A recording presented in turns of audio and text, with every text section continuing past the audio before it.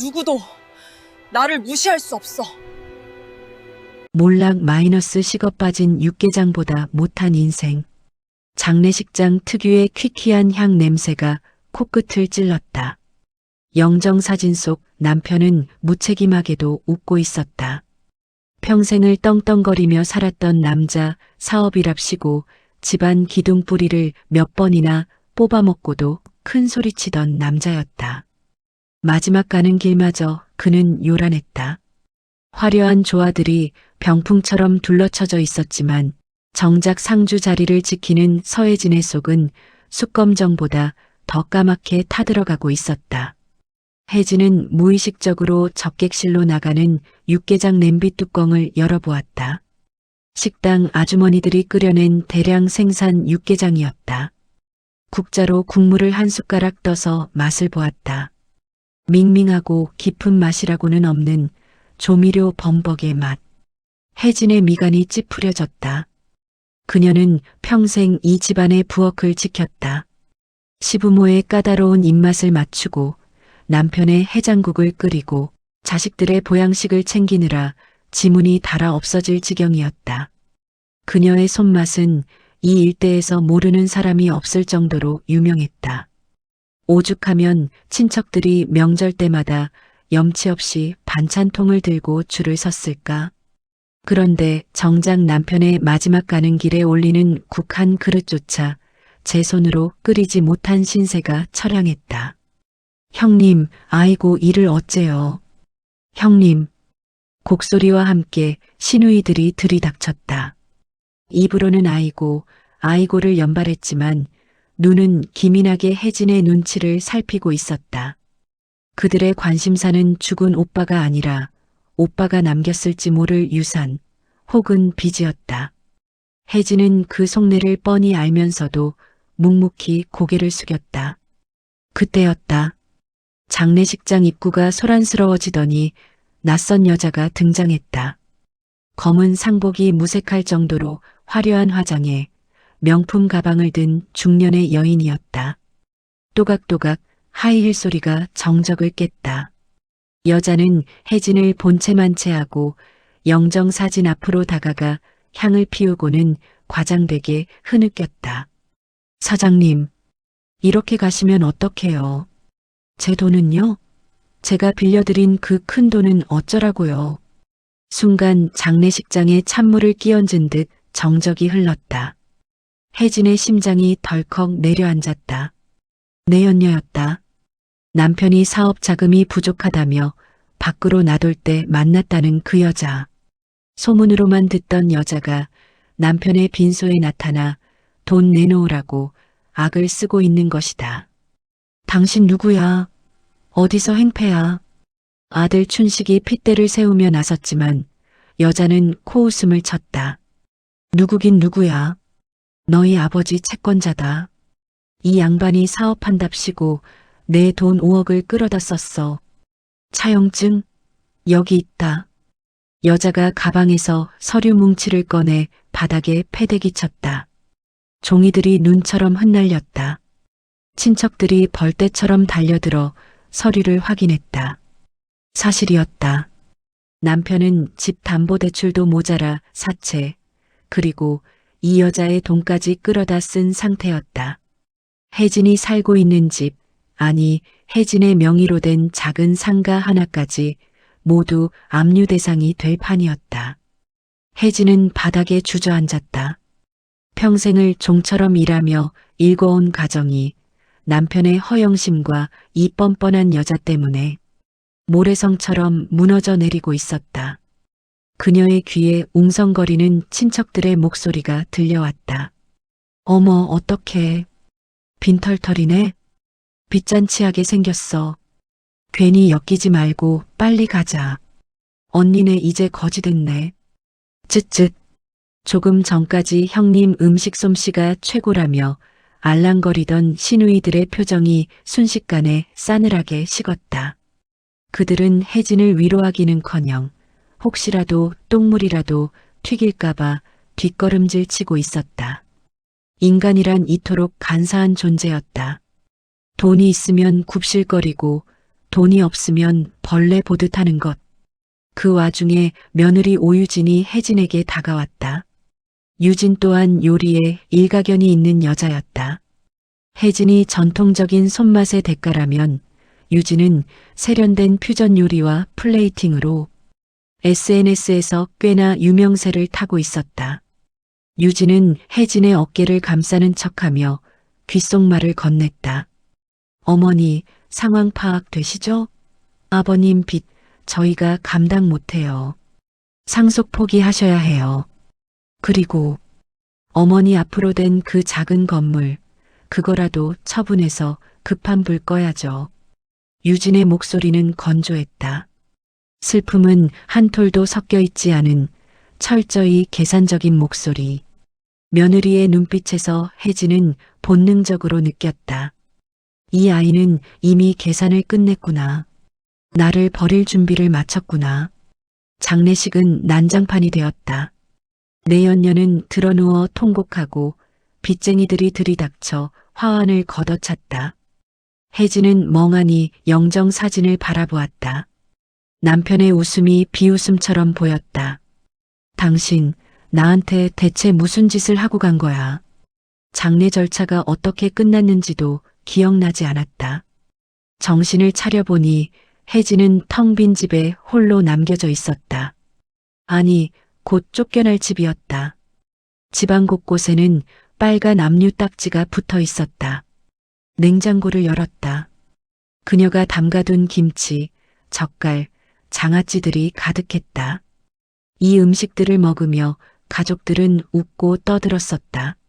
하지만 이제 이 음식들은 아무런 가치 없는 쓰레기 취급을 받게 될 것이다. 딩동. 초인종이 울렸다.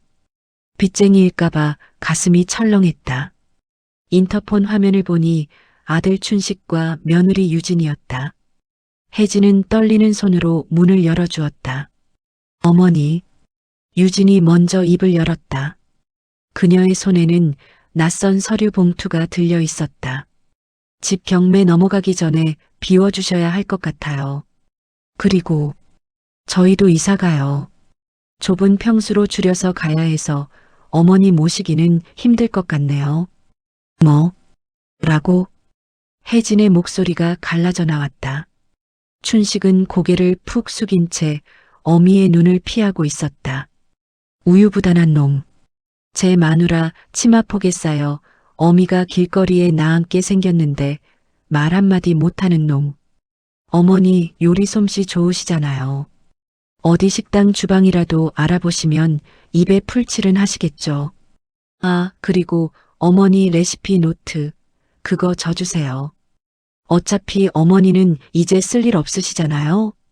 유진의 당돌한 요구에 혜진은 말문이 막혔다. 평생을 바쳐 연구하고 기록한 레시피 노트. 며느리는 뻔뻔하게도 그것을 요구하고 있었다. 그것도 혜진을 길바닥으로 내몰면서 혜진은 부엌으로 들어가 식칼을 집어들었다. 며느리와 아들이 화들짝 놀라 뒷걸음질 쳤다. 하지만 혜진은 그 칼로 도마 위에 있던 물을 내려쳤다. 쾅! 나가라.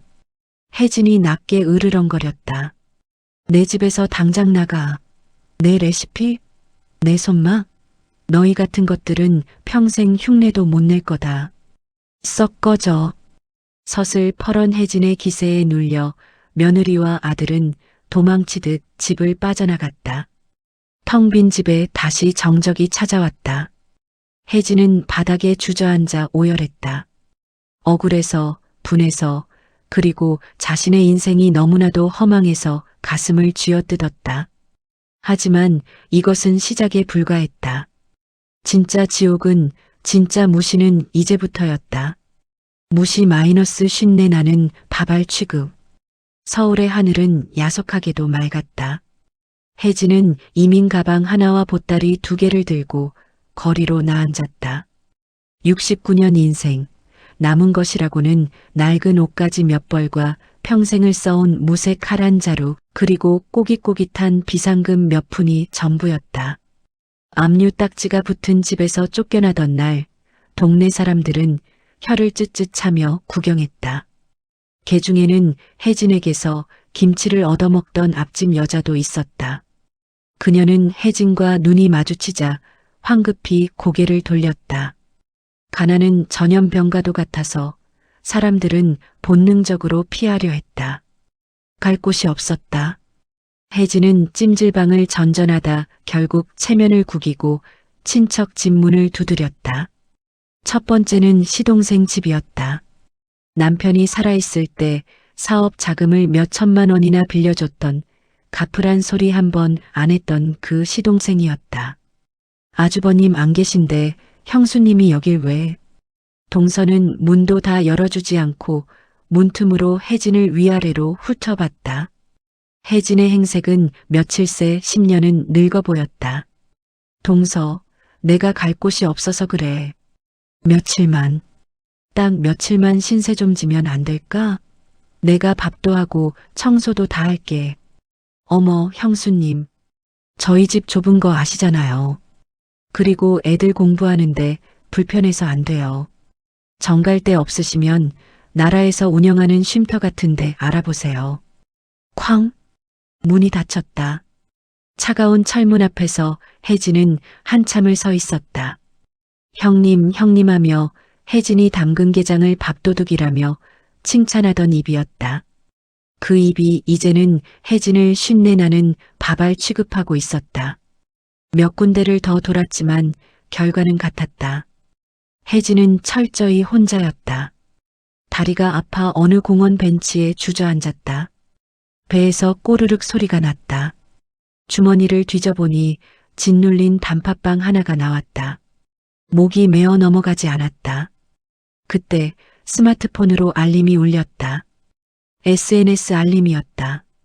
며느리 오유진의 인스타그램이었다. 오늘의 스페셜 메뉴. 시어머니표 비법 간장을 재해석한 유진표 모던 게장 정식. 예약 필수. 사진 속에는 화려한 접시에 담긴 게장이 먹음직스럽게 빛나고 있었다. 그 게장, 혜진이 며느리에게 전수해준 비법이었다.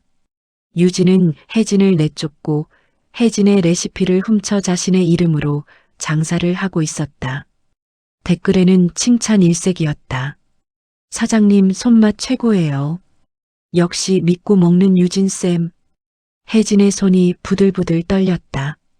내 레시피를 훔쳐서 떵떵거리고 살다니.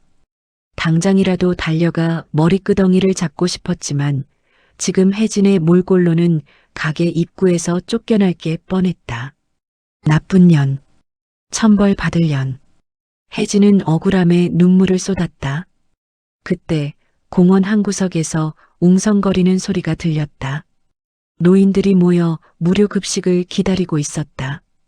혜진은 배고픔을 이기지 못하고 그 줄 끝에 섰다. 자존심이고 뭐고 당장 백가죽이 등에 들러붙을 지경이었다. 배급받은 국밥은 형편없었다. 퉁퉁 부른 밥알에 맹물 같은 국물. 혜진은 한술 뜨다 말고 숟가락을 놓았다. 이걸 음식이라고. 배가 불렀구만. 주면 주는 대로 처먹지.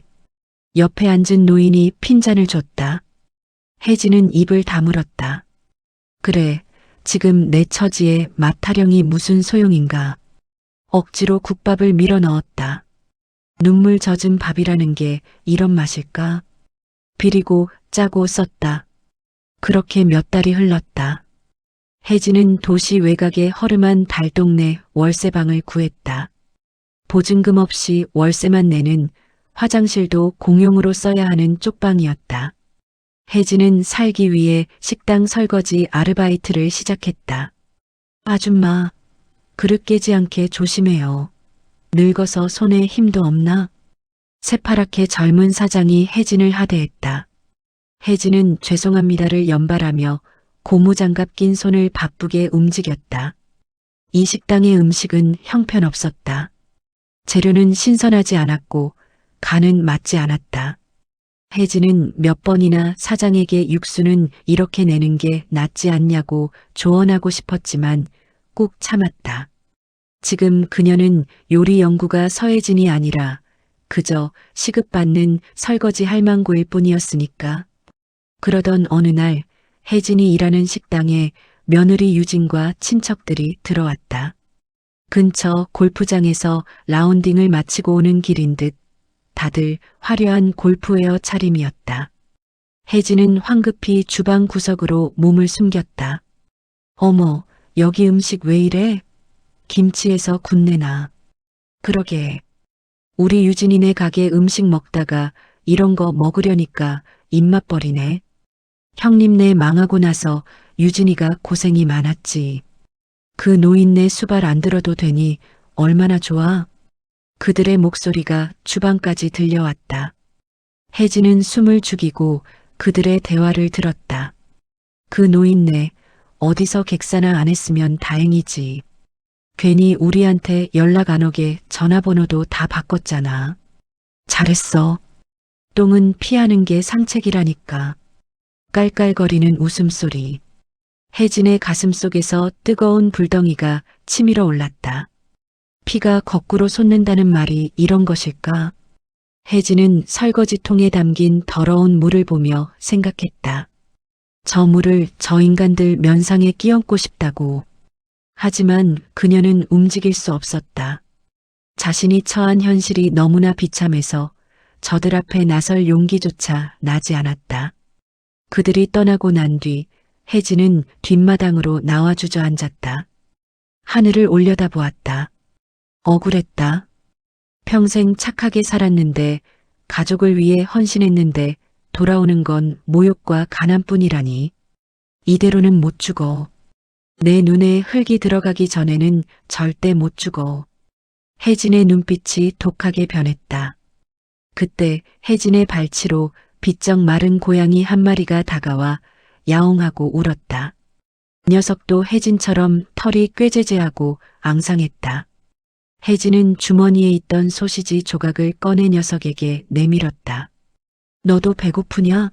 나도 배고프다. 세상 천지에 우리 둘만 배가 고픈가 보다. 고양이가 허겁지겁 소시지를 먹는 모습을 보며 혜진은 쓴웃음을 지었다. 그때였다. 누군가 혜진의 뒤통수에 대고 고함을 질렀다. 거기 누구야? 남의 집 앞에서 뭐 하는 짓이야? 혜진이 깜짝 놀라 뒤를 돌아보았다. 허름한 러닝셔츠 바람에 노인 하나가 빗자루를 들고 서 있었다. 눈매가 사납고 고집이 세 보이는 영감이었다. 죄송합니다. 고양이가 배고파 보여서. 고양이? 요물한테 밥을 왜 줘? 재수없게. 노인은 빗자루를 휘두르며 혜진과 고양이를 위협했다. 하지만 혜진은 이상하게도 그 노인의 눈이 빗자루질과는 다르게 고양이를 향해 미세하게 떨리고 있다는 것을 눈치챘다. 그리고 노인의 집안에서 풍겨나오는 아주 익숙하고 그리운 냄새. 그것은 바로 오래 묵은 된장의 냄새였다. 하지만 뭔가 부족했다. 2% 부족한 완성되지 못한 장냄새. 혜진은 본능적으로 입을 열었다. 영감님, 된장독 뚜껑 제대로 안 닫으셨죠? 장냄새가 시큼한 게 곰팡이 피기 직전인데요. 노인의 빗자루질이 멈췄다. 뭐, 내가 그걸 어떻게 알아? 이 만남이 혜진의 인생을 송두리째 뒤바꿀 기회가 될 줄은 그때는 아무도 알지 못했다. 기회 마이너스 황금알을 낳는 거위가 된 손맛. 노인 장상우는 의심 가득한 눈초리로 혜진을 노려보았다. 75세의 나이, 동네에서는 괴팍한 욕쟁이 영감으로 통하는 그였지만 사실 그는 지독한 미식가이자 동물 애호가였다. 겉으로는 고양이를 쫓아내는 척했지만 밤이면 몰래 사료를 챙겨주는 츤데레 영감. 그런 그의 유일한 고민은 죽은 아내가 남기고 간 장독대를 관리하는 일이었다. 어디서 아는 척이야? 냄새만 맡고 곰팡이 피는 걸 알아? 평생 부엌대기로 살았는데 그 정도도 모를까요? 지금 당장 웃소금 안 뿌리고 볕 안 씌우면 그 장 다 버려요. 아까워서 어째. 혜진은 혀를 차며 돌아섰다. 하지만 상우는 혜진을 불러세웠다. 자, 잠깐. 너 아니대. 들어와 봐. 반신반의하며 혜진을 마당으로 들인 상우. 혜진은 장독 뚜껑을 열자마자 인상을 찌푸렸다. 하얗게 골마지가 끼기 시작한 된장. 혜진은 망설임 없이 소매를 걷어붙였다. 깨끗한 면포랑 소금 좀 줘봐요. 그리고 마른 고추랑 숯도 있으면 가져오고. 혜진의 손놀림은 거침없었다. 곰팡이를 걷어내고 도간을 닦아내고 소금을 뿌려 간을 다시 맞추는 솜씨가 예사롭지 않았다. 상우는 넋을 잃고 그 모습을 바라보았다. 마치 죽은 아내가 돌아온 것 같은 착각이 들 정도였다. 일을 마친 혜진이 이마에 땀을 닦으며 말했다. 다 됐어요. 이제 볕 좋은 날 뚜껑만 잘 열어주면 살아날 겁니다. 그럼 전 이만. 잠깐 밥은 먹었어? 상우가 툭 던진 말에 혜진의 배가 눈치 없이 꼬르륵거렸다. 상우는 헛기침을 하더니 혜진을 부엌으로 이끌었다. 있는 게 찬밥뿐이야. 대충 먹고 가. 상우가 내놓은 건 식어 빠진 밥과 김치 쪼가리가 전부였다. 냉장고를 쓱 훑어본 혜진은 한숨을 쉬었다. 재료는 좋은데 활용을 못하고 있었다. 냉동실에 처박힌 멸치와 다시마, 그리고 텃밭에서 딴 호박잎. 비켜봐요. 밥값은 해야지. 혜진은 다시 칼을 잡았다. 무뎌진 칼날이었지만 혜진의 손에 들어가니 명검이 되었다. 탁탁탁탁. 경쾌한 도마 소리가 적막한 집안을 채웠다. 뚝배기에 멸치 육수를 진하게 우려내고 아까 손질한 된장을 풀어 넣었다. 호박잎은 쪄내고 묵은지는 씻어서 들기름에 지졌다. 30분 만에 초라한 밥상이 임금님 수라상 부럽지 않은 밥상으로 변했다. 드세요. 상우는 숟가락을 들었다. 된장찌개 한 입. 그의 눈이 번쩍 뜨였다. 짭조름하면서도 구수하고 뒷맛이 깔끔한 이 맛. 이거. 상우는 말도 잇지 못하고 허겁지겁 밥을 퍼넣었다. 호박잎에 밥을 얹고 강된장을 찍어 먹는 그의 눈가에 물기가 맺혔다. 어머니가 해주던 맛, 아내가 해주던 맛, 그리고 그보다 더 깊은 맛. 상우는 밥 2공기를 깨 눈 감추듯 비웠다. 맛있네. 그 한마디가 전부였지만 혜진은 알 수 있었다. 자신의 요리가 이 노인의 마음을 열었다는 것을. 그날 이후 혜진은 상우의 집에 드나들며 가사 도우미 겸 요리사가 되었다. 상우는 혜진에게 넉넉한 일당을 주었고 혜진은 그 돈을 모아 재기를 꿈꿨다. 그리고 알게 된 사실. 장상우 영감은 단순한 독거노인이 아니었다.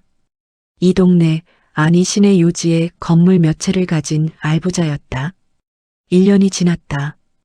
혜진은 상우의 전폭적인 지지로 작은 반찬 가게를 냈다. 이름하여 서혜진의 진짜 부엌. 인공 조미료를 쓰지 않고 혜진의 손맛으로만 만든 반찬들은 입소문을 타고 날개 돋친 듯 팔려나갔다.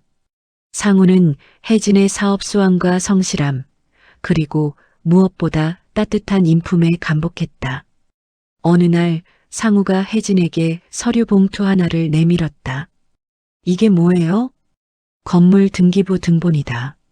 명의는 내 앞으로 해놨다. 네, 영감님, 아니 회장님. 이게 무슨... 혜진은 손사래를 쳤지만 상우는 단호했다. 공짜 아니야. 투자다. 내가 만든 음식 더 많은 사람이 먹게 해. 그리고 내가 그랬지?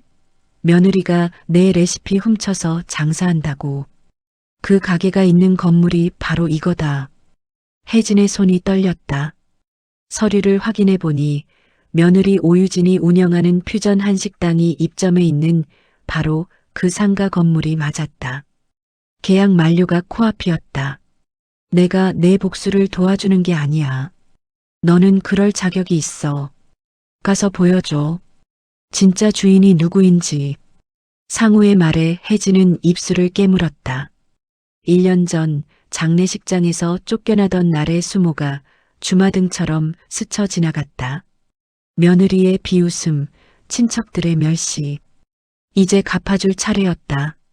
며칠 뒤 오유진의 식당 유지네스 키친은 점심시간이라 붐비고 있었다.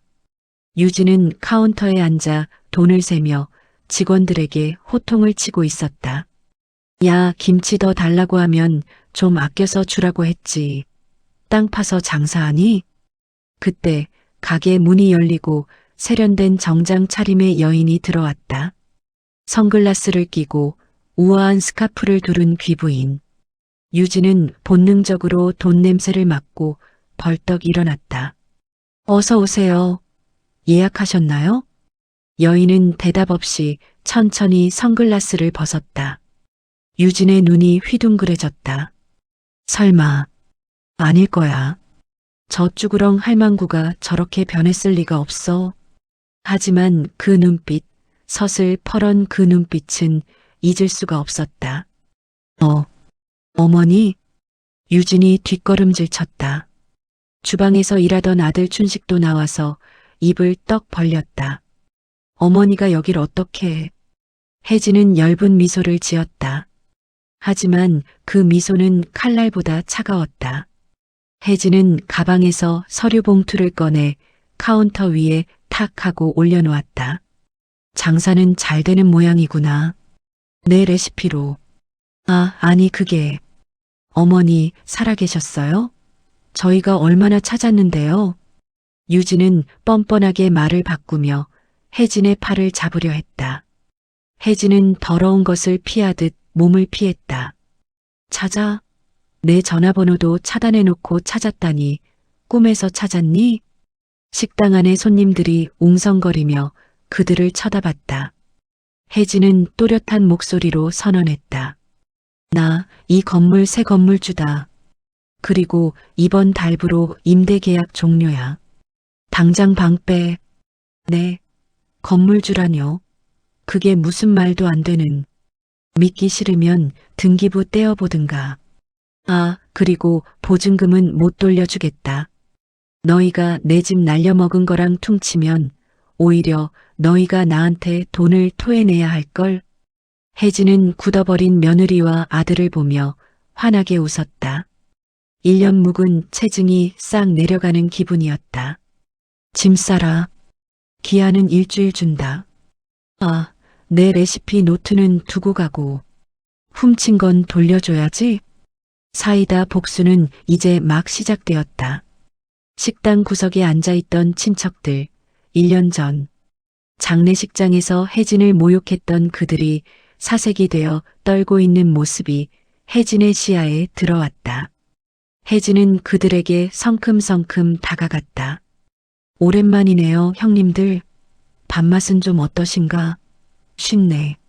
나는 밥알 취급하던 사람이 건물주가 되어 나타나니 밥이 좀 넘어가시나?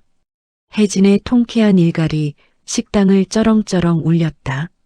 제기 마이너스 썩은 동아줄과 무쇠솥. 식당 안을 가득 메웠던 정적은 혜진의 서슬 퍼런 선언으로 산산조각이 났다. 방 빼라는 두 글자는 단순한 퇴거 명령이 아니었다. 그것은 지난 1년간 혜진이 씹어 삼킨 피눈물의 무게였고 며느리 유진이 쌓아올린 가짜 명성의 종말을 고하는 신호탄이었다.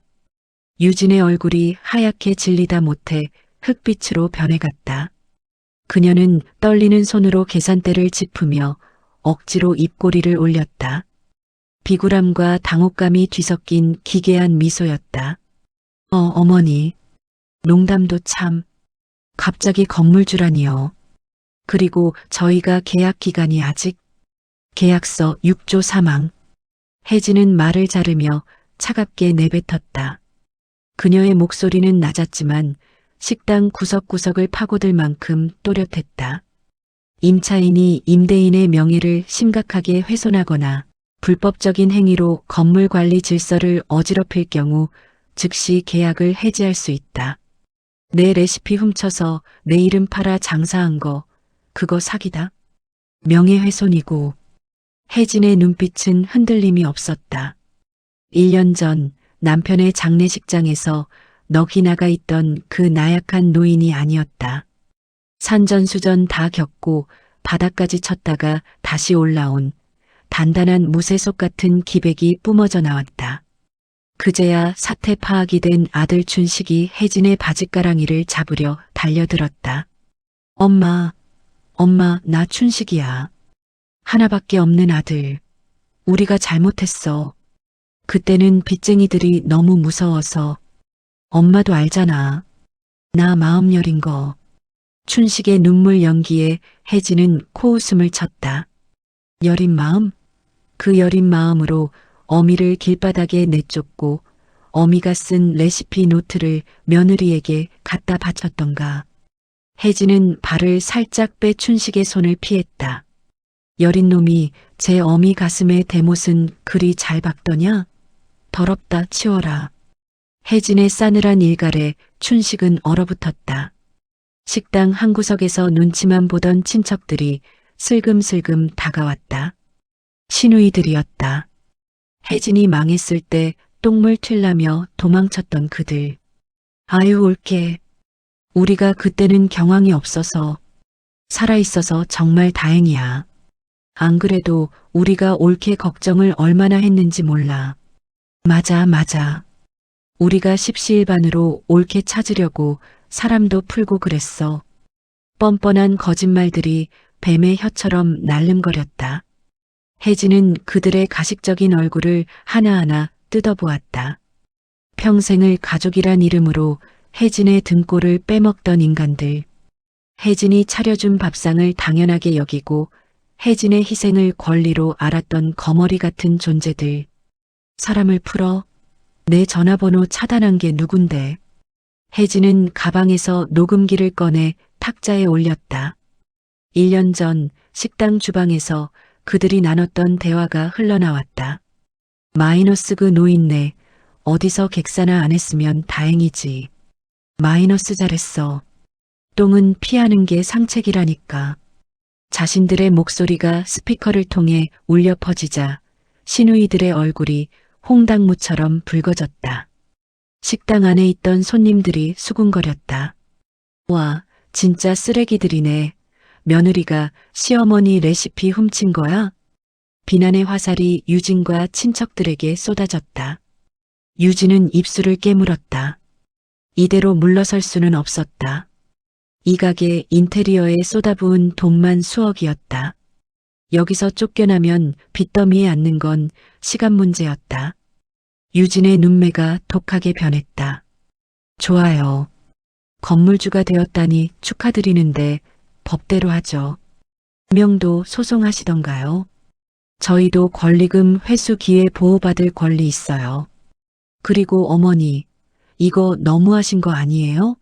자식이 먹고 살겠다는데 이렇게까지. 먹고 사는 건 내 손으로 해라. 남의 손 빌리지 말고. 혜진은 뒤도 돌아보지 않고 가게를 나섰다. 등 뒤에서 유진의 악에 바친 비명소리가 들려왔지만 혜진의 발걸음은 가벼웠다. 건물 밖으로 나오자 기다리고 있던 장상우 회장이 차 창문을 내렸다. 어때? 속 좀 시원한가? 아직요. 이제 겨우 간만 받는걸요. 진짜 요리는 불을 지펴야 시작이죠. 혜진은 씁쓸한 미소를 지었다. 복수는 달콤할 줄 알았는데 막상 마주한 혈육들의 민낯은 생각보다 더 추악해서 씁쓸했다. 하지만 멈출 수는 없었다. 썩은 살은 도려내야 새 살이 돋는 법이니까. 며칠 뒤 유진의 가게 바로 옆 오랫동안 비어있던 점포에 현수막이 걸렸다. 서혜진의 본가 마이너스 진짜가 돌아왔습니다. 상우의 건물이 아니었다. 상우의 건물 바로 맞은편 횡단보도 하나를 사이에 둔 1층 상가였다. 혜진은 며느리의 가게를 건물주로서 압박하는 동시에 요리사로서 정면 승부를 건 것이다. 혜진은 주방에 들어서며 하얀 위생모를 썼다. 낡았지만 길들여진 그녀의 칼이 도마 위에서 춤을 추기 시작했다.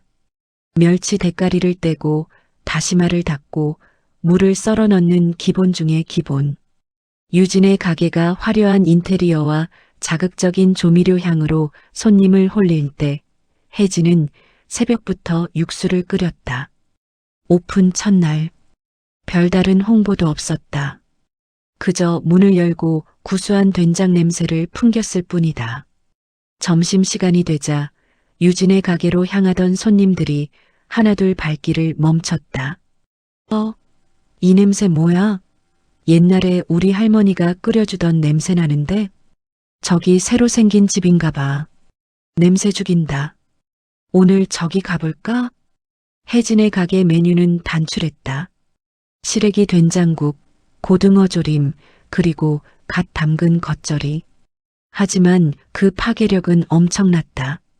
한 숟가락 든 손님들의 눈이 휘둥그레졌다.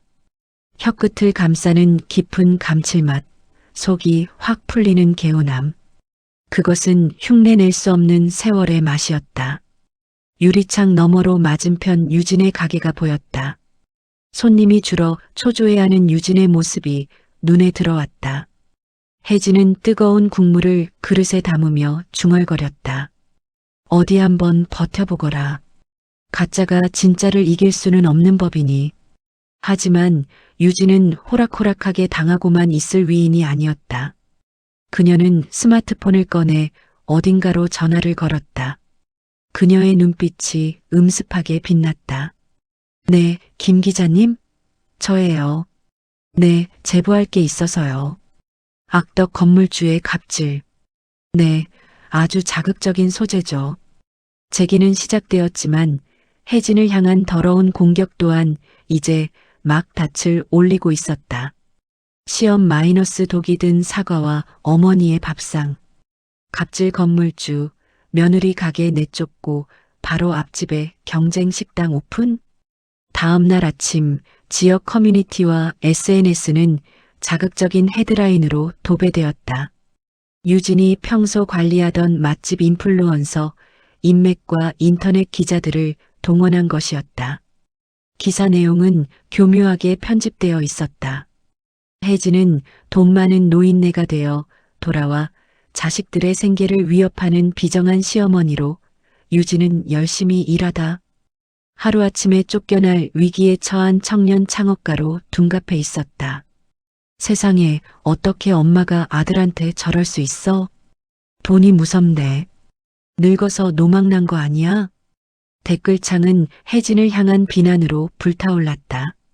이제 막 입소문을 타기 시작한 혜진의 가게에 본가 앞에는 험상궂은 유튜버들이 카메라를 들고 찾아와 진상을 부리기 시작했다. 본색 마이너스 가면 뒤에 숨겨진 짐승들. 위생과 단속은 치명타였다. 유진의 가게 주방 구석에서 유통기한이 한 달이나 지난 냉동 해물과 곰팡이 핀 고춧가루가 발견되었다. 재료비를 아껴야 남는 게 있다며 유진이 저가 식자재를 고집한 결과였다. 영업 정지 1개월 처분. 맛집으로 소문났던 유지네스 키친의 문 앞에는 붉은 딱지 같은 안내문이 붙었다. 소문은 발보다 빨랐다. 그 집 위생 엉망이라더라. 시어머니 쫓아내더니 천벌받았다는 수군거림이 온 동네에 퍼졌다. 팔이 날리는 유진의 가게와 달리 맞은편 혜진의 본가는 줄을 서야 먹을 수 있는 명소가 되었다. 궁지에 몰린 쥐는 고양이를 문다고 했던가. 아니, 이 가족은 쥐보다 더한 짐승들이었다. 영업 정지 처분을 받은 날 밤 유진과 춘식 그리고 시누이들이 혜진의 가게 문 닫을 시간에 맞춰 들이닥쳤다. 그들의 손에는 과일 바구니와 값비싼 양주가 들려 있었지만 눈빛에는 도끼가 서려 있었다. 어머니, 고생 많으시죠? 저희가 돕러 왔어요. 유진이 가증스러운 목소리로 말하며 가게 안으로 들어오려 했다. 혜진은 마감 청소를 하던 대걸레를 그들 앞에 툭 던졌다. 때국물 튀는 걸레에 유진이 기겁하며 뒤로 물러섰다. 돕긴 뭘 도와. 영업 끝났으니 나가라. 아유 올게. 그러지 말고 우리끼리 오해 좀 풀자고. 우리가 남이야? 피 섞인 가족인데. 큰 시누이가 뻔뻔하게 웃으며 다가왔다. 혜진은 걸레 자루를 꽉 쥐었다. 피? 너희한테 흐르는 피는 썩은 물보다 못해. 돈 냄새만 맡으면 꼬이는 파리떼지. 그게 무슨 가족이야. 혜진의 일갈에 춘식이 무릎을 꿇었다. 하지만 그것조차 계산된 행동이었다. 엄마, 나 엄마 아들이잖아. 우리 가게 망하면 나 신용불량자 돼. 혜진이, 아니 손자 우진이 생각해서라도 한 번만 봐줘. 그 레시피 노트 찢어진 부분, 그것만 알려주면 내가 다시는 안 나타날게. 결국 본색을 드러냈다. 사과가 목적이 아니라 마지막 남은 혜진의 비법을 뜯어내려온 것이었다. 혜진은 기가 막혀 헛웃음이 나왔다. 손자, 너희가 내 집에서 쫓아낼 때 우진이 유학 보낸다고 했지? 내가 알아봤다. 그의 유학 간 게 아니라 내 처가댁에 맡겨두고 그 돈으로 너희 골프 치러 다녔다며? 춘식의 얼굴이 사색이 되었다. 혜진은 이미 상우를 통해 그들의 뒷조사를 마친 상태였다. 손자를 볼모로 혜진의 마음을 약하게 하려던 계획조차 간파당한 것이다. 그때 유진이 갑자기 태도를 돌변했다. 그녀는 들고 있던 과일 바구니를 바닥에 내동댕이 쳤다. 으깨진 과일들이 바닥에 뒹굴었다. 그래, 이 늙은 여편네야. 곱게 달라고 할 때 주지 그랬어.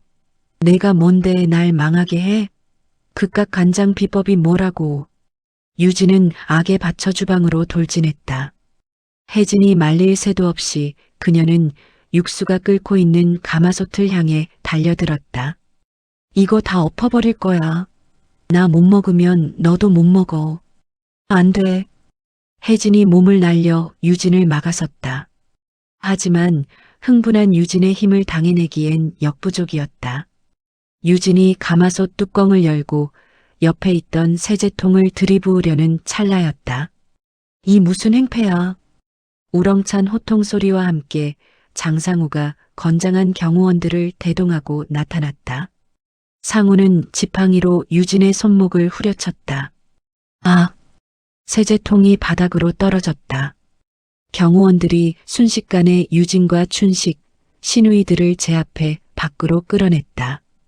가게 밖 아스팔트 바닥에 패대기 쳐진 그들은 꼴사나운 모습으로 뒹굴었다. 이 건물, 그리고 이 가게 CCTV 전부 경찰에 넘길 거다. 업무 방해, 기물 파손, 그리고 협박까지. 콩밥 먹을 준비나 해라. 상우의 서슬 퍼런 경고의 시누이들은 아이고, 우린 그냥 따라온 죄밖에 없어요. 라며 도망치기 바빴다. 춘식은 바닥에 머리를 박고 덜덜 떨고 있었다. 유진은 산발이 된 머리로 혜진을 노려보았다. 그녀의 눈은 이미 이성을 잃은 짐승의 것이었다. 두고 봐. 내가 이대로 안 끝내. 내 남편, 우리 시아버지가 왜 죽었는지 알아? 사업 실패 때문에 스트레스로 죽은 줄 알지? 혜진의 동공이 흔들렸다. 유진이 비릿한 웃음을 흘렸다. 아버님, 쓰러지시기 전에 나한테 전화하셨어. 보험금. 그거 수익자 나로 돌려놓으셨다고. 당신 빚 갚는 데 쓰지 말고 나보고 챙기라고. 왜 그랬을까? 당신이 평생 아버님 무시하고 요리한다고 설쳐대서 질리셨던 거야. 충격적인 말이었다. 남편이 죽기 전 남긴 마지막 돈이 며느리에게 갔다니.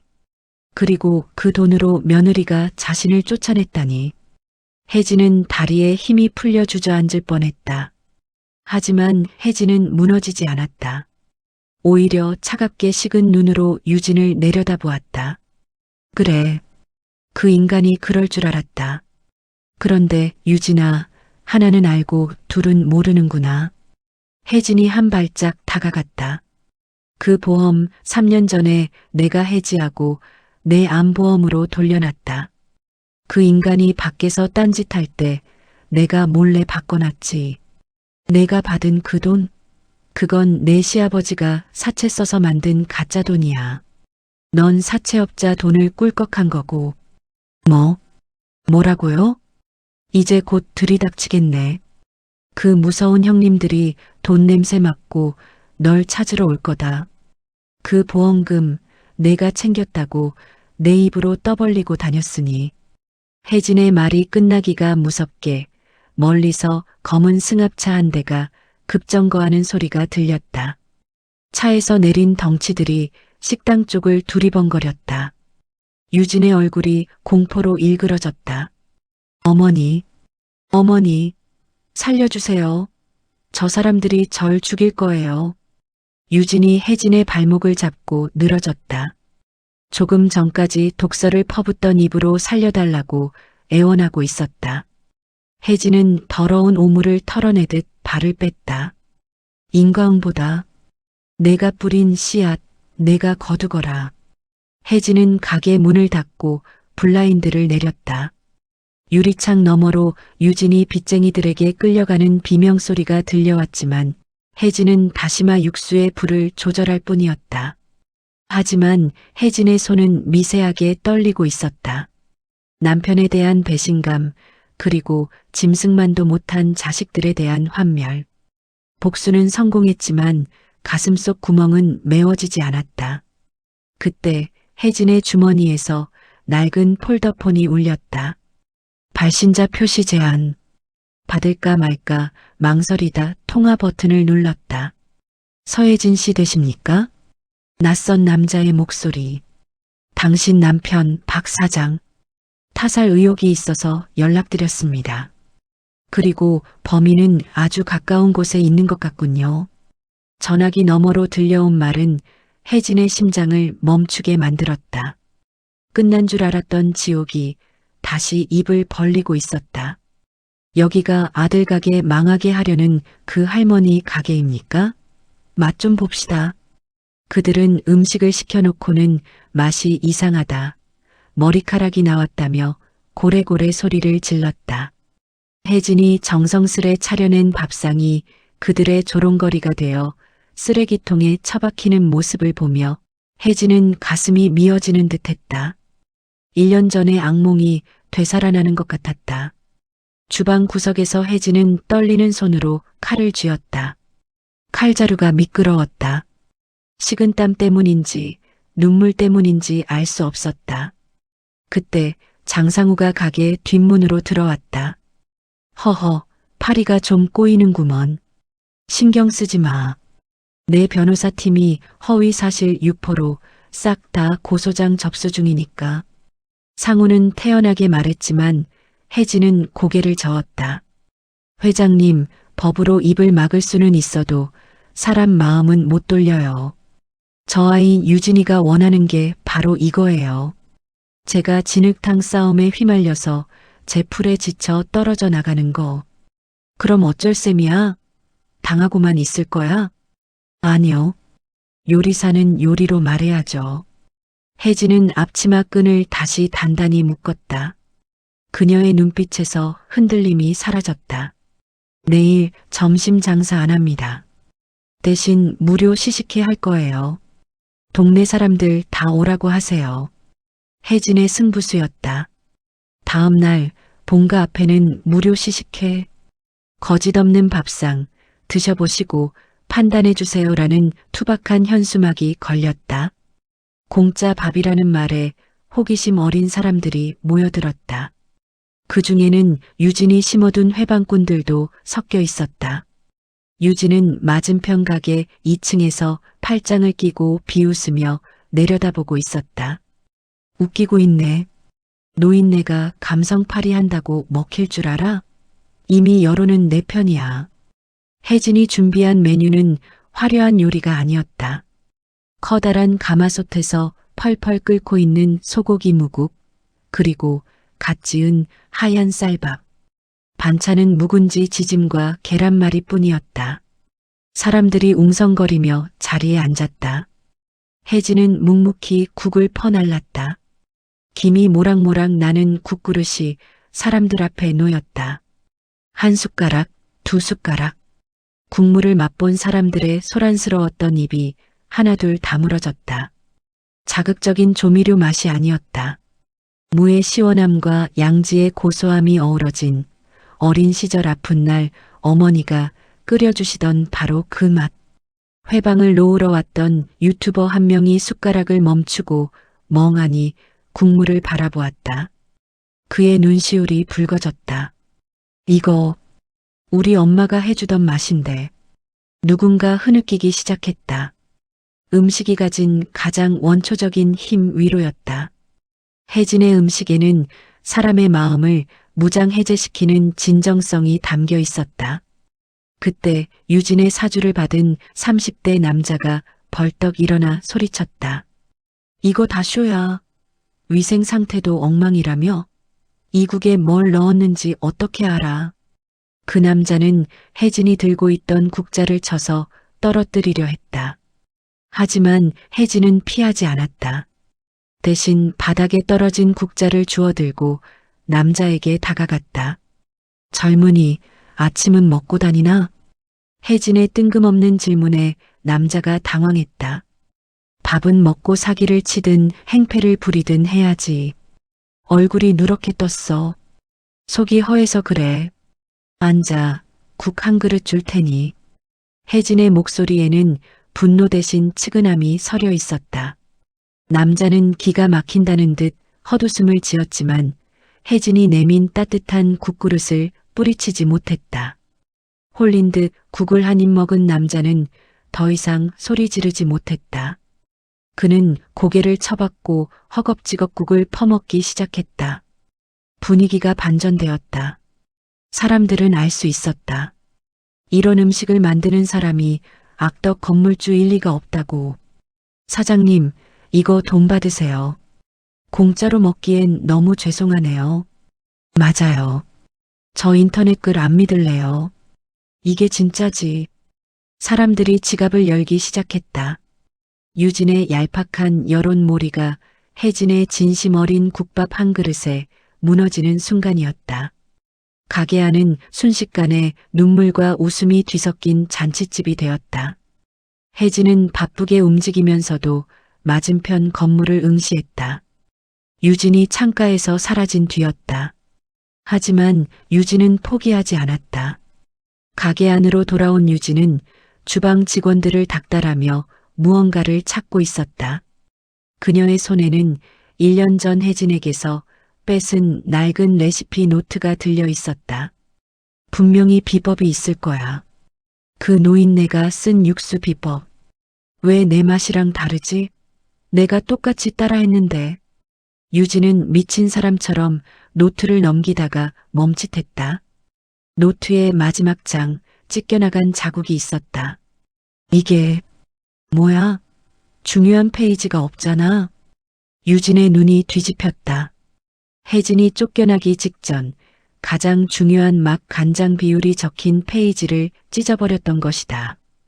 유진은 그 사실을 1년이 지난 지금에야 알게 되었다.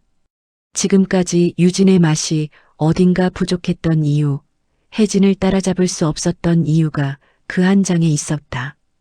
이 망할 노인네가 감히 날 속여? 유진은 악에 받쳐 소리 질렀다. 그때 춘식이 헐레벌떡 뛰어들어왔다. 여보, 큰일 났어. 위생과에서 나왔어. 누가 우리 가게 식자재 유통기한 지났다고 신고했대. 뭐? 유진의 얼굴이 사색이 되었다. 혜진의 반격은 이제 시작이었다. 방어만 하는 것이 아니라 유진이 저지른 부정들을 하나씩 터뜨리기 시작한 것이다. 시험을 통과한 혜진에게는 이제 거칠 것이 없었다. 유진은 다급하게 창밖을 내다보았다. 본가 앞에서 혜진이 보란 듯이 웃고 있었다. 마치 이제 내 차례야라고 말하는 듯한 서늘한 미소였다. 정체 마이너스 인두겁을 쓴 악마의 레시피. 수화기 너머의 목소리는 건조했지만 그 내용은 혜진의 심장을 난도질하기에 충분했다. 타살 의혹. 그리고 범인이 가까이 있다는 말. 혜진은 떨리는 손으로 폴더폰을 닫았다. 머릿속이 윙윙거리며 어지러웠다. 남편은 비록 무능하고 허영심 많은 위인이었으나 그렇게 비명 행사할 사람은 아니었다. 사업 실패로 인한 스트레스성 심마비라는 사인을 의심한 적 없었으나 돌이켜보면 석연치 않은 구석이 한둘이 아니었다. 혜진은 기억의 서랍을 뒤지기 시작했다. 남편이 쓰러지기 몇 달 전부터 입에 달고 살았던 말이 떠올랐다. 며느리가 지어준 보약이 아주 용하네. 먹으면 속이 뜨끈해지는 게 기운이 나. 유진은 평소 시부모를 끔찍이 싫어했다. 그런 아이가 갑자기 비싼 보약을, 그것도 매일 아침 직접 달여서 바쳤다. 요리 전문가인 혜진의 직감이 위험 신호를 보냈다. 혜진은 곧장 주방으로 달려갔다. 1년 전 집에서 쫓겨날 때 무심코 챙겨 나왔던 짐 꾸러미들을 뒤졌다. 남편의 유품이라 버리지 못하고 구석에 처박아 두었던 낡은 가방. 그 안쪽 주머니에서 남편이 챙겨 먹던 약 봉지 하나가 구겨진 채 발견되었다. 혜진은 약 봉지를 뜯어 냄새를 맡았다. 1년이나 지났지만 특유의 알싸하고 비릿한 향은 남아 있었다. 혜진은 혀끝으로 가루를 살짝 맛보았다. 혀가 마비되는 듯한 알싸함. 그리고 뒤이어 올라오는 역한 단맛. 이거 초호잖아. 혜진의 눈이 커졌다. 초호. 투구꽃의 뿌리로 잘못 쓰면 사약이 되는 맹독성 약재였다. 아주 미량으로 통증을 다스리기도 하지만 장기 복용하면 간과 심장을 서서히 망가뜨린다. 요리를 업으로 삼는 사람이라면, 식재료와 약재의 궁합을 공부하는 사람이라면 절대 함부로 써서는 안 될 금기였다. 유진이 그걸 몰랐을 리 없었다. 그녀 역시 요리를 하는 사람이었으니까. 이 천벌 받을 년. 감히 음식으로 장난을 쳐? 혜진의 분노는 단순한 배신감을 넘어섰다. 그것은 생명을 다루는 요리사의 양심을 저버린 것에 대한 극심한 혐오였다. 혜진은 즉시 장상우 회장에게 전화를 걸었다. 회장님, 도와주실 일이 있습니다. 그년이 쓴 레시피, 단순한 음식이 아니었어요. 살인 레시피였습니다. 상우의 도움으로 경찰 재수사가 급물살을 탔다. 혜진이 제출한 증거물에서 치사량에 가까운 초호 성분이 검출되었다. 보험금을 노리고 시아버지를 서서히 독살한 며느리. 희대의 폐륜 범죄였다. 한편 빚쟁이들에게 시달리다 못해 도망친 유진은 허름한 모텔방에 숨어 있었다. 그녀의 꼴은 말이 아니었다. 명품으로 휘감았던 몸은 꾀죄죄했고 눈밑은 퀭했다. 춘식은 옆에서 컵라면을 먹으며 징징대고 있었다. 여보, 우리 이제 어떡해? 사채업자들이 내 신장까지 꺼내간대. 엄마한테 가서 빌면 안 될까? 엄마는 마음 약하니까. 닥쳐. 그 노인네가 우릴 살려줄 것 같아? 다 그 노인네 때문이야. 그년만 없었어도 보험금 타고 건물 팔아서 떵떵거리고 살 수 있었는데. 유진은 손톱을 물어뜯었다. 불안과 공포가 도끼로 변질되어 그녀를 잠식했다. 이대로 끝낼 수는 없었다. 혜진이 가진 모든 것을 태워버리고 싶었다. 유진의 눈이 번뜩였다.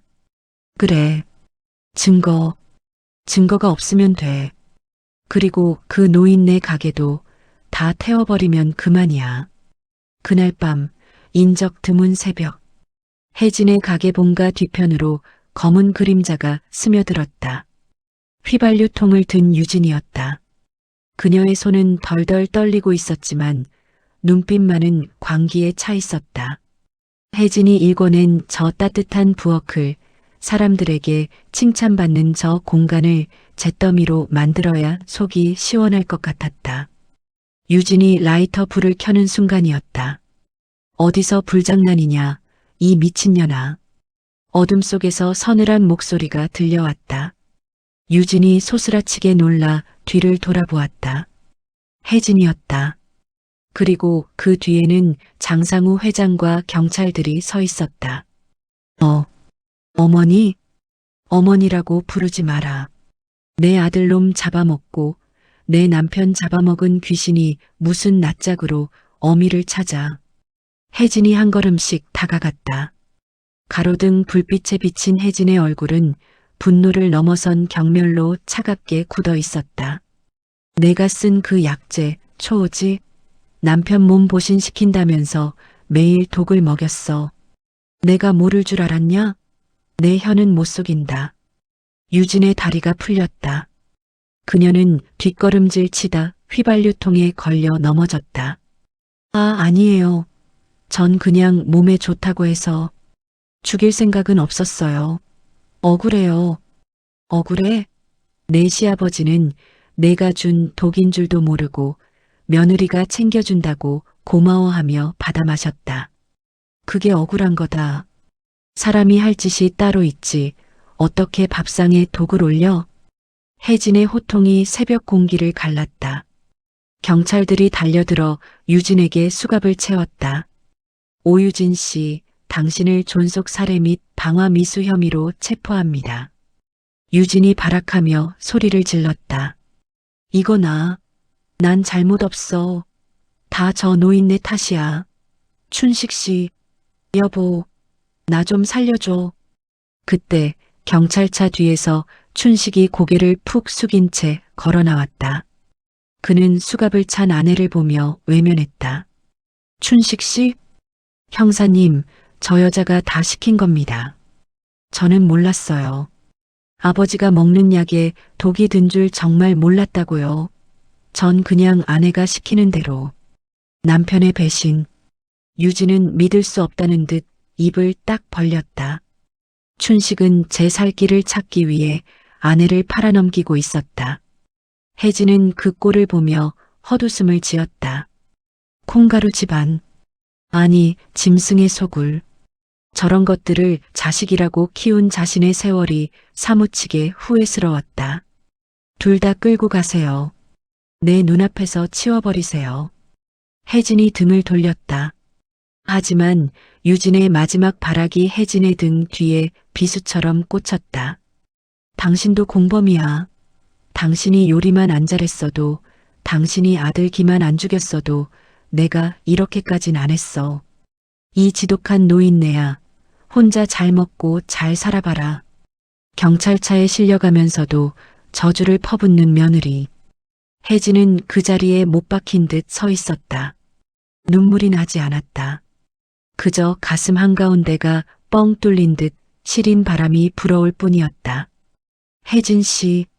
상우가 다가와 혜진의 어깨에 두툼한 점퍼를 덮어주었다. 이제 다 끝났어. 들어가자. 새벽바람이 차다. 혜진은 상우를 올려다보았다.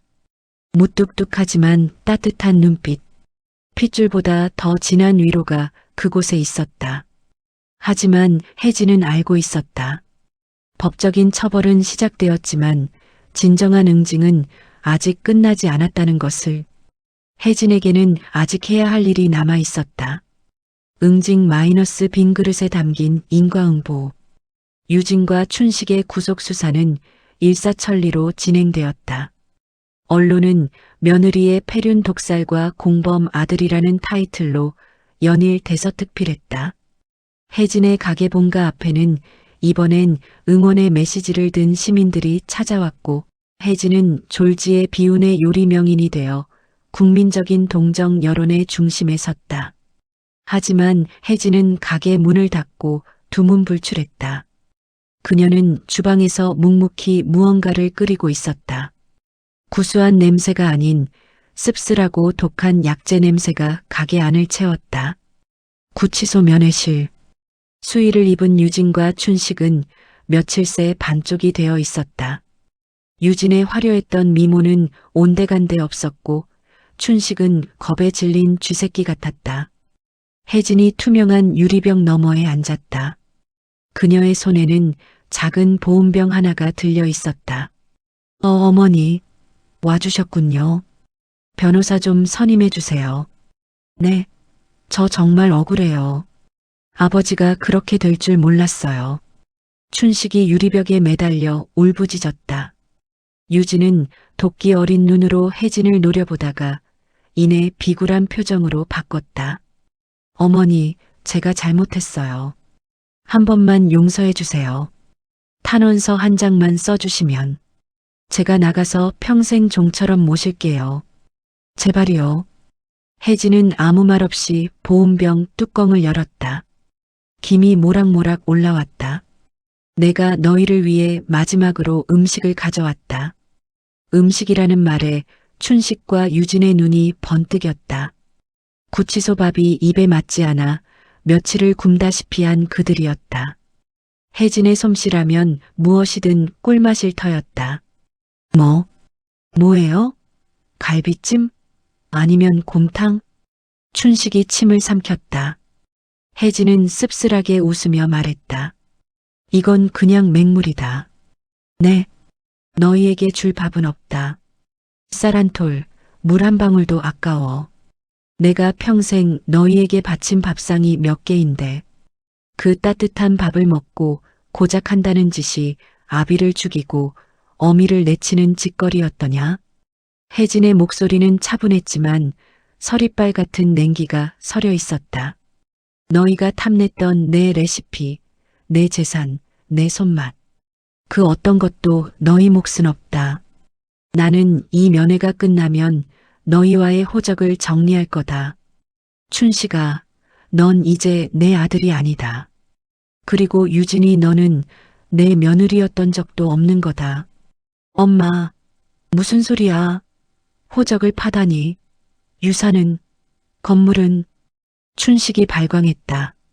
끝까지 돈 타령이었다. 혜진은 고개를 저었다. 내 전 재산은 사회에 환원하기로 했다. 고아원과 독거노인들을 위한 무료 급식소를 짓는 데 쓸 거다. 너희 같은 짐승들을 살찌우는 데는 단돈 10원도 쓰지 않겠다. 절망적인 선언이었다. 유진이 비명을 지르며 유리벽을 쾅쾅 쳤다. 안 돼. 내 돈이야. 내가 어떻게 뺏은 건데. 이 늙은 마녀야. 죽여버릴 거야. 교도관들이 달려들어 유진을 제압했다. 끌려가면서도 악을 쓰는 유진의 모습은 추악하기 그지없었다. 춘식은 바닥에 주저앉아 엉엉 울었다. 엄마, 잘못했어. 밥 좀 줘. 배고파. 혜진은 그 모습을 끝까지 지켜보았다. 가슴이 찢어지는 듯 했지만 눈물은 흘리지 않았다. 썩은 살을 도려내는 고통은 감내해야 했다. 그래야 남은 생을 온전히 살아갈 수 있을 테니까. 잘 가라. 거기가 너희 집이다. 혜진은 자리에서 일어났다. 보온병의 물은 한 모금도 주지 않은 채 그대로 쓰레기통에 부어버렸다. 구치소를 나오는 혜진의 발걸음은 천근만근 무거웠지만 하늘은 야속하게도 맑았다. 정문 앞에는 시누이들이 기다리고 있었다. 그들은 혜진을 보자마자 무릎을 꿇었다. 옳게, 우리가 잘못했어. 한 번만 봐줘. 우리도 투자했다가 사기당해서 갈 곳이 없어. 혜진이가 우리 좀 걷어줘. 유진의 꼬임에 넘어가 혜진을 무시하고 유진에게 투자했던 시누이들도 쫄딱 망해버린 것이었다. 혜진은 그들을 내려다보았다. 형님들. 그래, 옳게. 우리 가족이잖아. 가족이라.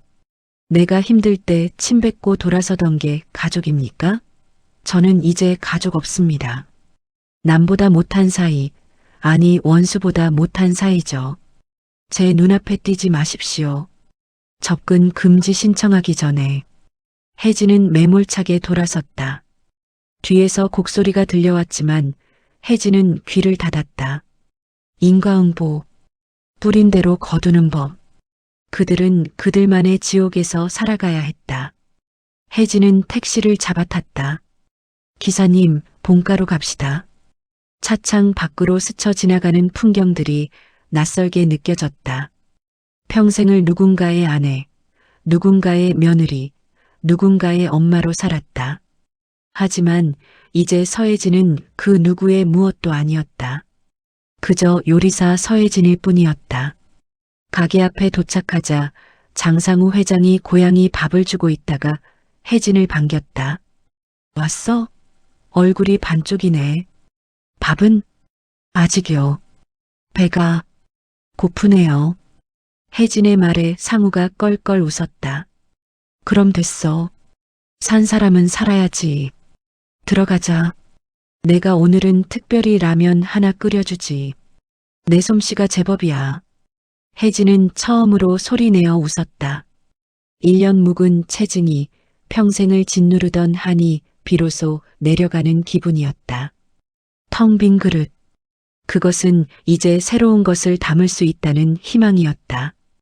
혜진의 복수는 상대를 파멸시키는 것이 아니라 자신을 올가매던 모든 껍데기를 깨부수고 온전한 자신을 되찾는 것으로 완성되었다. 에필로그 마이너스 다시 따뜻한 밥상. 계절이 2번 바뀌었다. 매서웠던 겨울바람이 지나고 어느새 산수유가 노랗게 피어오르는 봄이 왔다. 서혜진의 본가는 이제 전국에서 찾아오는 명소가 되었다. 하지만 혜진은 가게 확장을 하지 않았다. 하루에 딱 100그릇. 재료가 떨어지면 문을 닫았다. 돈을 버는 것보다 찾아오는 손님 한 명. 한 명에게 따뜻한 밥 한 끼를 제대로 대접하는 것이 그녀의 철학이 되었기 때문이다. 가게 안은 활기가 넘쳤다. 사장님, 여기 시래기국 리필이요. 할머니, 겉절이 진짜 맛있어요. 포장 좀 해주세요. 혜진은 주방에서 땀을 흘리며 국자를 저었다. 몸은 고되지만 마음은 깃털처럼 가벼웠다. 이제 그녀의 곁에는 돈을 노리고 알랑거리는 친척도, 가식을 떠는 며느리도, 무능하고 뻔뻔한 남편도 없었다. 대신 진심으로 그녀의 음식을 사랑해주는 손님들과 묵묵히 곁을 지켜주는 든든한 친구가 있었다. 어이 서여사, 멸치 똥 다 땄어. 다음은 뭐 하면 돼? 주방 한 구석에서 앞치마를 두른 장상우 회장이 쭈그리고 앉아 마늘을 까고 있었다. 수천억 자산가인 그가 이곳에서는 만년 주방 보조였다. 회장님, 마늘 꽁다리 깨끗하게 따시라니까요. 지난번에 덜 따서 손님한테 혼났잖아요. 아, 알았어. 잔소리는. 내가 이 나이에 마늘이나 까고 있어야겠어? 상우는 투덜거리면서도 손은 멈추지 않았다. 두 사람 사이에는 묘한 기류가 흘렀다. 연인이라기엔 담백하고 친구라기엔 애틋한 노년의 동반자 같은 관계. 상우는 혜진의 재능을 세상에 알린 은인이었고 혜진은 상우의 외로운 식탁을 채워준 구원자였다. 점심 장사가 끝나고 브레이크 타임. 가게 뒷마당 평상에 두 사람이 마주 앉았다. 상우가 막걸리 2잔을 따랐다. 자, 한 잔해. 오늘도 고생했어. 회장님도요. 마늘 까는 솜씨가 많이 느셨네요. 혜진이 웃으며 잔을 부딪혔다. 톡 쏘는 막걸리가 목을 타고 넘어갔다. 시원했다. 그때 가게 뒷문을 기웃거리는 그림자가 있었다. 길고양이 나비였다. 1년 전 혜진이 가장 비참했을 때 유일하게 곁을 내주었던 그 녀석. 이제 나비는 혜진과 상우의 보살핌으로 윤기가 흐르는 통통한 고양이가 되어 있었다. 혜진은 먹다 남은 생선살을 발라 나비에게 주었다. 많이 먹어라. 너도 살고 나도 살고. 사는 게 별거냐? 배부르고 등 따스우면 그게 행복이지. 나비가 야옹하며 혜진의 손등에 머리를 비볐다. 그 온기가 혜진의 거친 손을 타고 가슴으로 전해졌다. 교도소에서 편지가 한 통 왔었다. 발신인은 박춘식. 뜯어보지도 않고 아궁이에 던져버렸다. 들리는 소문으로는 유진과 춘식은 서로 내 탓이라며 옥중 이혼 소송을 벌이고 있다고 했다. 시누이들은 사기 빚을 갚느라 식당 설거지를 전전한다는 소식도 들렸다. 인과응보. 그들은 그들의 업보를 치르고 혜진은 혜진의 복을 누리면 그뿐이었다. 과거의 상처가 아예 사라지진 않겠지만 더 이상 아프지는 않았다. 흉터는 훈장처럼 남아 그녀를 더 단단하게 만들었으니까. 서 여사, 나중에 우리 이 가게 2층으로 합칠까? 나 혼자 넓은 집 쓰려니 적적해서 말이야. 상우가 툭 던지듯 말했다. 혜진은 피식 웃으며 하늘을 올려다보았다. 월세 꼬박꼬박 내시면 생각해 볼게요. 밥값은 노동으로 때우시고요. 허허, 이 사람. 계산이 철저하구만. 알았어. 내 남은 생은 자네 전속 주방 보조로 살지 뭐. 봄바람이 살랑 불어왔다. 된장 끓는 냄새와 사람 사는 냄새가 어우러져 가게 앞을 감돌았다. 서혜진의 인생 이막은 이제 막 불이 붙어 가장 맛있는 온도로 끓어오르고 있었다. 그녀의 부엌은 더 이상 눈물 젖은 감옥이 아니었다. 세상에서 가장 따뜻하고 맛있는 진짜 본가였다.